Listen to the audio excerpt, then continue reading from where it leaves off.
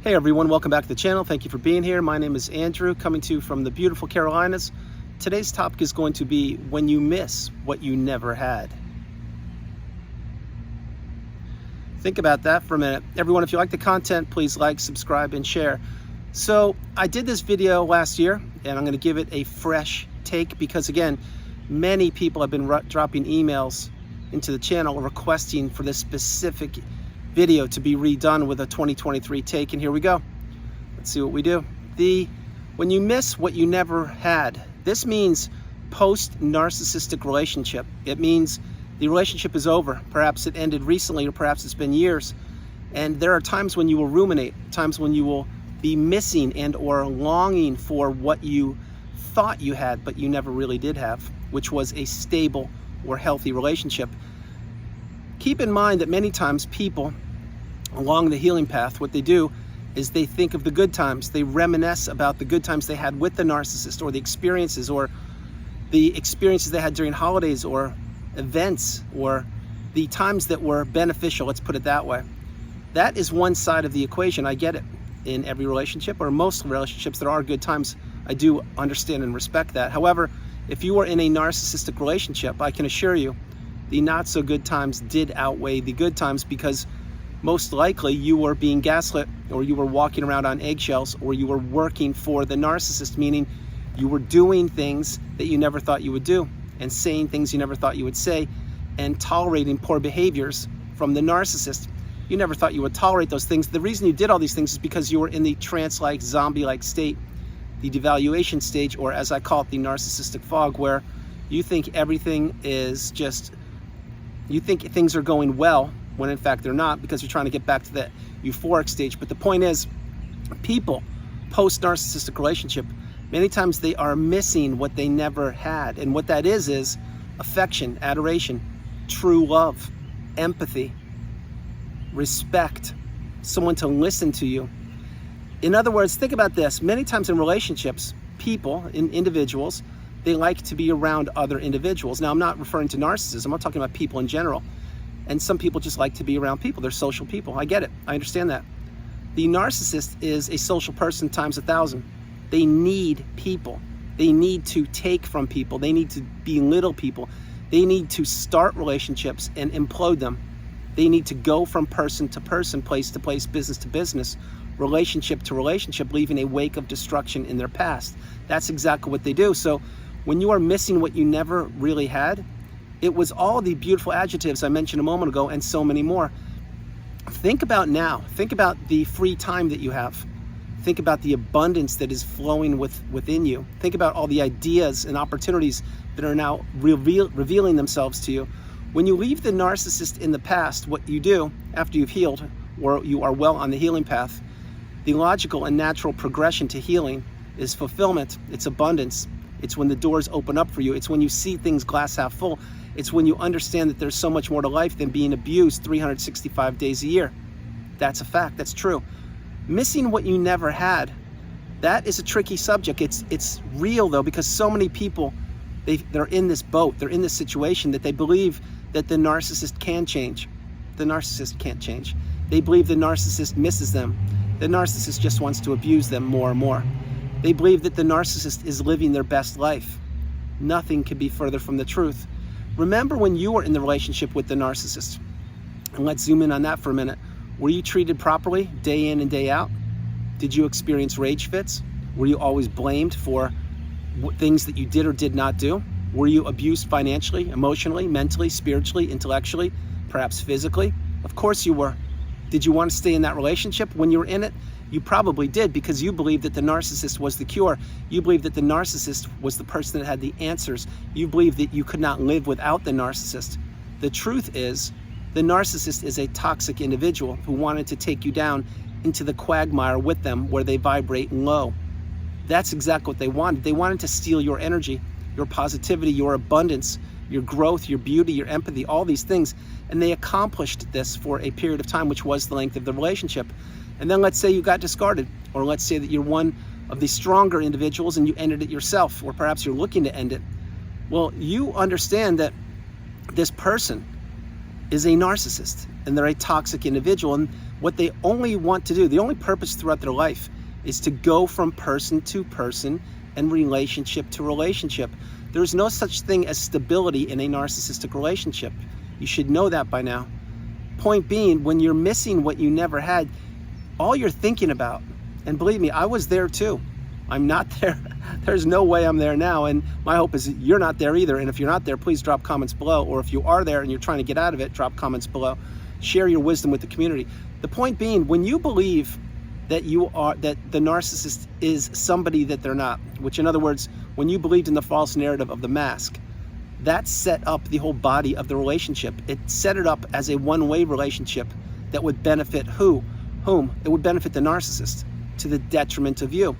Then throughout the body, the devaluation stage, you were giving to a fault, and it went on and on and on. And then when the relationship ended, that's when you first figured out, oh my gosh, this was such a not good relationship. I can't believe I stayed in it so long. That's true. That's what you will do at times. But before you get there, you will be missing what you never had, because you most likely had to and or have to break the trauma bond, which is one of the strongest things known to humankind to break. You can do it. I did it. You have to be patient. You have to be stoic.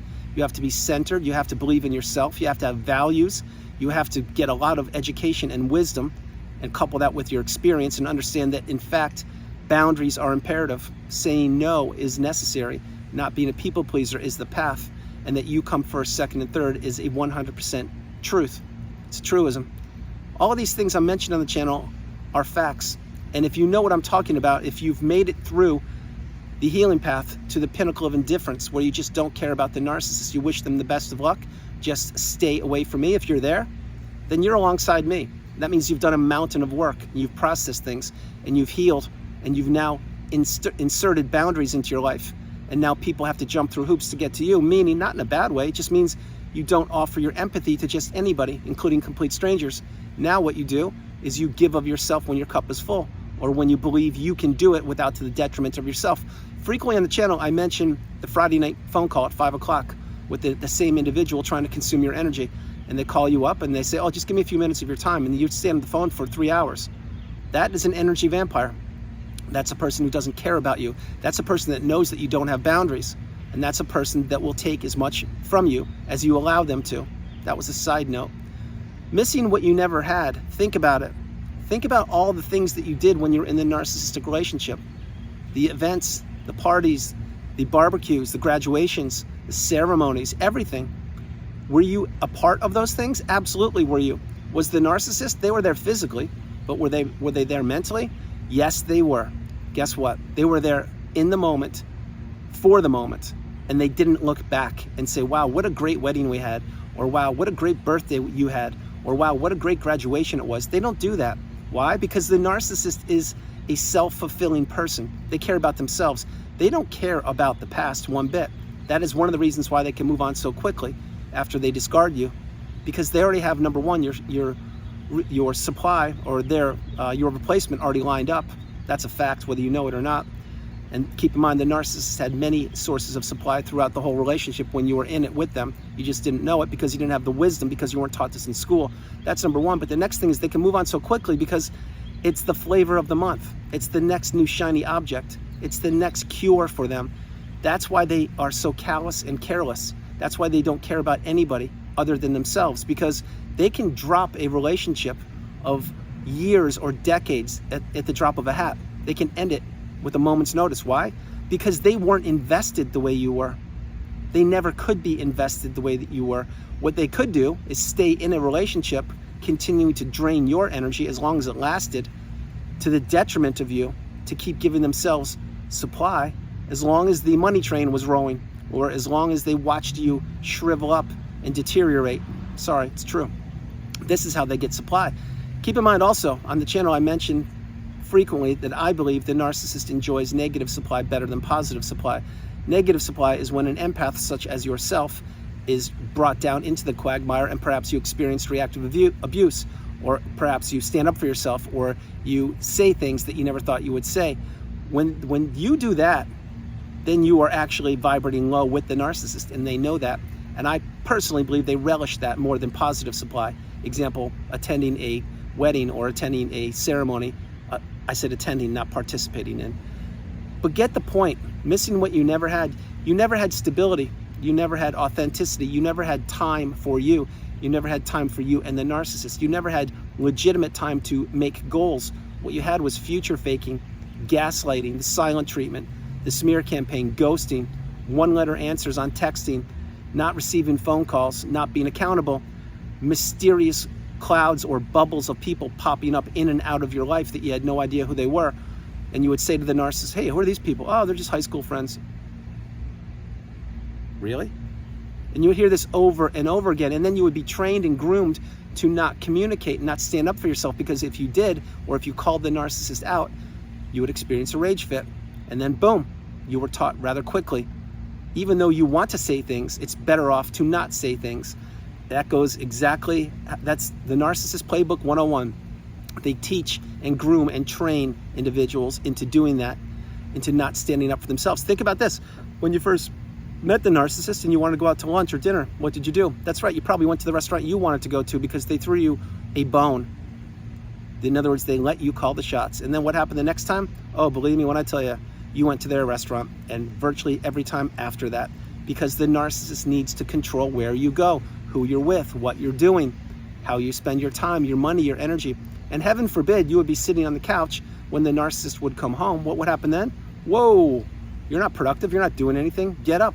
There's dishes to be cleaned, there's leaves to be raked, there's grass to be cut, there's a dog to be fed, there's bills to be paid, there's food to be purchased. You could never get peace and quiet, could you? No. So are you really missing what you never had? Really think about it. I'm not so sure you are. If the relationship ended recently, perhaps you are, because you're probably still caught up in the trauma bond, and or you're still understanding who this person was. If the relationship ended a long time ago, no time frame necessary, and you're still missing what you never had, it means to me you still need to heal. You still need to introspect and process things, and you really need to digest this message. And then the third thing is, if you are not missing what you never had, then you get it. You get the message, and you're so much better off without the narcissist and any toxic individual who would try to glom onto you. Because what the narcissist essentially wants to do is, they are in an ocean just like you are. You are on a beautiful boat floating in the ocean, and you do have direction, and you do have purpose, and you're doing great. There's nothing wrong with your boat at all.